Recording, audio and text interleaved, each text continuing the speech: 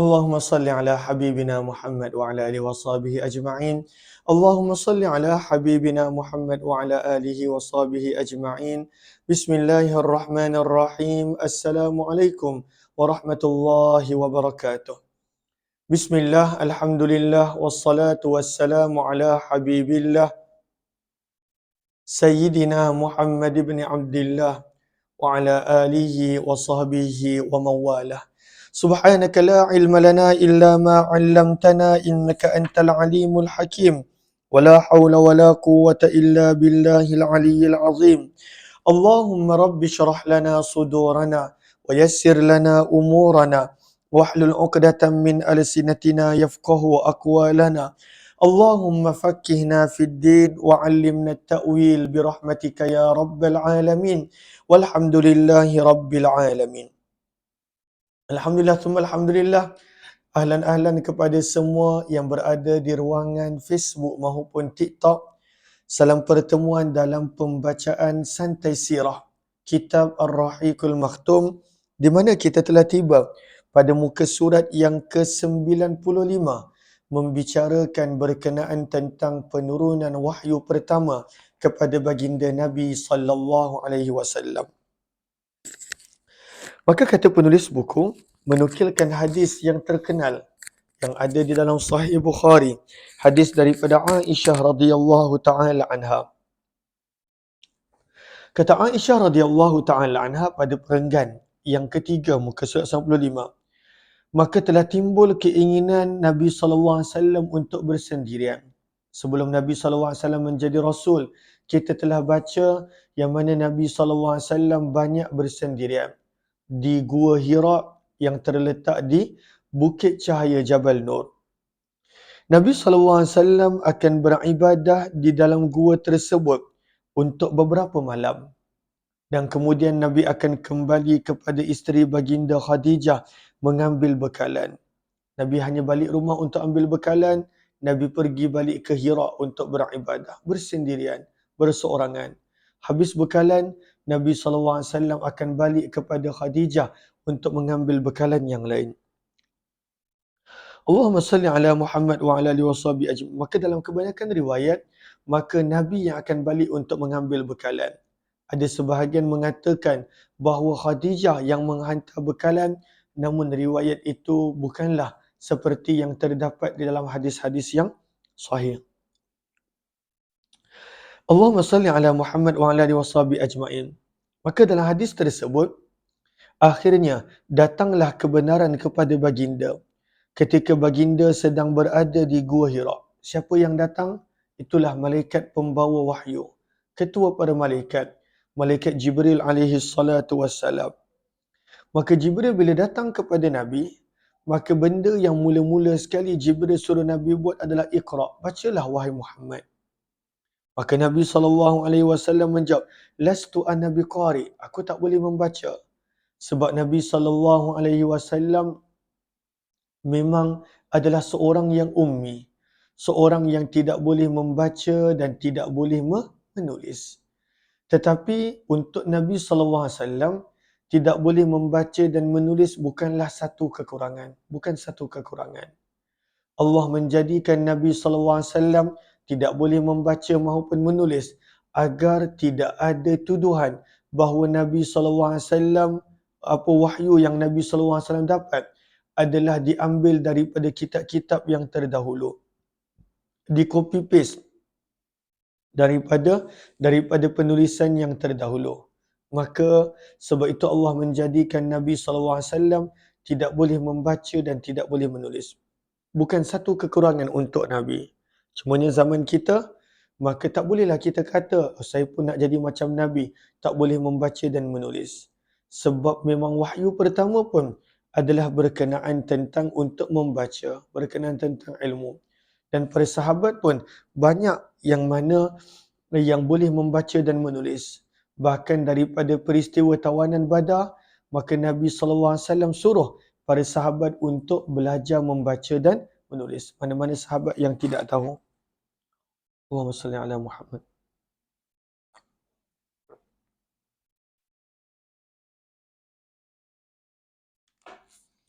Maka bila Jibril datang kepada Nabi dan Jibril kata, "Iqra, bacalah wahai Muhammad." Ahlan-ahlan kepada semua, kita sedang membaca buku sirah nabawiyah. Jika ada yang di TikTok ingin suara pecah-pecah. Sebentar.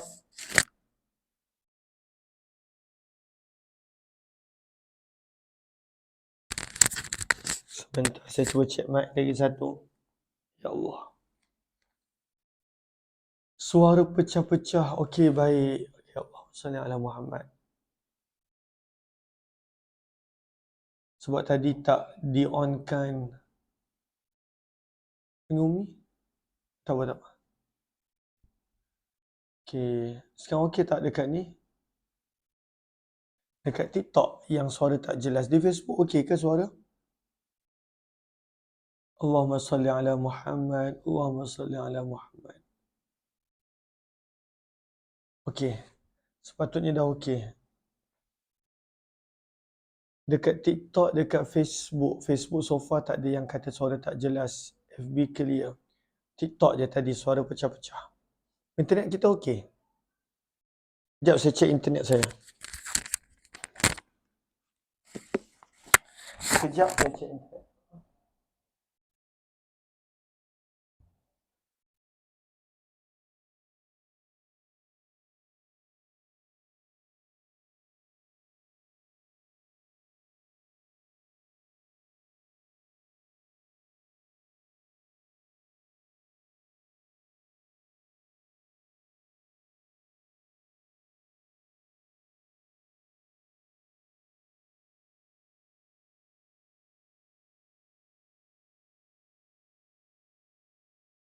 Okey.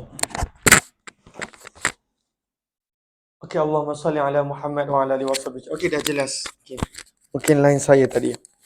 Maka Jibril telah datang kepada Nabi SAW dan benda pertama Jibril kata, "Iqra wahai Muhammad." Maka Nabi pun menjawab, "Lastu ana biqari." Aku tidak boleh membaca.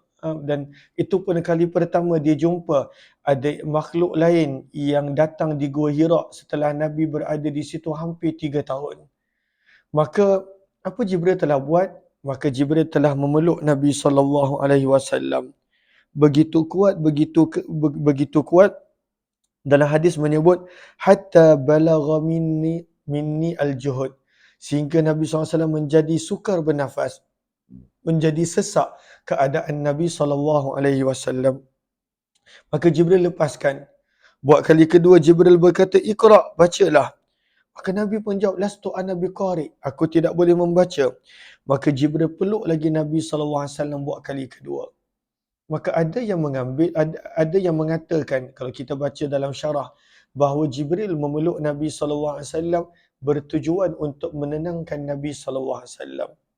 Bertujuan untuk menenangkan Nabi SAW. Maka sebab itu, kalaulah untuk keluarga kita, kalaulah untuk pasangan kita, maka pada waktu itu hendaklah kita peluk untuk menenangkan mereka. Bila berada dalam satu-satu keadaan, dalam satu-satu situasi, dalam satu-satu kerisauan, maka Jibril peluk Nabi SAW bertujuan untuk menenangkan Nabi SAW. Bila hampir 3 kali Jibril ulang baca dan Nabi pun menjawab dia tak boleh, baginda tak boleh membaca, maka barulah turun wahyu pertama. Majoriti para ulama berdasarkan hadis ini menyebut wahyu pertama adalah surah Al-Alaq ayat 1 hingga ayat 5. Dan itulah firman Allah, Bismillahirrahmanirrahim. Iqra bismi rabbikal ladzi khalaq. Ayat yang pertama. Khalaqal insana min 'alaq. Ayat yang kedua. Iqra wa rabbukal akram. Ayat yang ketiga. Alladzi 'allama bil qalam. Ayat yang keempat. 'Allamal insana ma lam ya'lam. Ayat yang kelima. Maka wahyu yang pertama bukanlah keseluruhan surah. Wahyu yang pertama ayat 1 hingga ayat 5. Yang mana terlalu banyak pengajaran yang kita boleh ambil daripada kajian terhadap wahyu pertama ayat 1 hingga 5. Cuma kita nak habiskan dulu bacaan hadis ini. Maka ayat pertama hingga kelima berbunyi, Iqra. Bacalah wahai Muhammad. Bismi Rabbik. Dengan nama Tuhanmu yang menciptakan sekalian makhluk. Khalaqal insan. Allah telah menciptakan manusia min alaq, daripada segumpal darah. Iqra, bacalah wahai Muhammad. Wa rabbukal akram, dan Tuhanmu yang maha pemurah. Yang di sini dinukilkan ayat 1 hingga 3, namun sebenarnya sebahagian riwayat menyebut ayat 1 hingga 5. Allazi 'allama bil qalam, Allah yang telah mengajarkan manusia penulisan, ilmu penulisan dengan pena, dengan pen.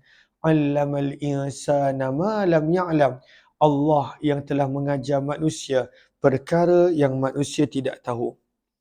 Maka berkata perawi Aisyah, lalu Nabi SAW bila mendapat wahyu pertama daripada Jibril yang kali pertama Nabi berjumpa, maka Nabi SAW pulang dengan perasaan yang gemetar. Sebab siapa ni? Apa wahyu ini? Dan kenapa berlaku semua ini? Menjadikan Nabi SAW gemetar. Nabi SAW risau kerana ini kali pertama baginda Nabi SAW menghadapi keadaan ini. Maka bila Nabi SAW sampai kepada Khadijah radhiyallahu anha, maka Nabi SAW pun berkata, Zammiluni, Zammiluni, selimutkan aku, selimutkan aku. Kerana Nabi sedang menggigil, Nabi SAW sedang berada dalam keadaan gemetar. Maka Nabi SAW diselimutkan oleh Khadijah, sehinggalah pada keadaan yang hilang keresahan Nabi, hilang kerisauan Nabi SAW. Maka baginda pun berkata kepada Khadijah, apa yang berlaku? Siapa yang aku jumpa? Apa yang aku dapat? Iqra' bismi rabbikal ladzi khalaq. Apa yang berlaku semua ini? Maka Nabi SAW pun menceritakan kepada Khadijah apa yang berlaku kepada baginda. Dan Nabi maklumkan kepada Khadijah, muka surat 96, aku bimbang sesuatu yang tidak baik akan berlaku. Aku bimbang. Sebab Nabi first time semua.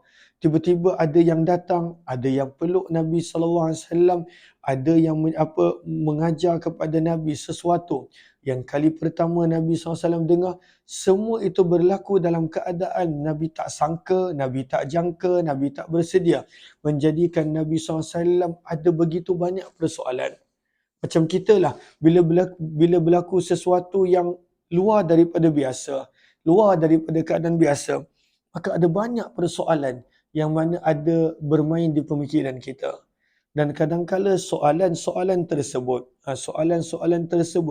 adalah soalan-soalan yang menjadikan kita terfikir, kita terbeban dengan memikirkan perkara tersebut.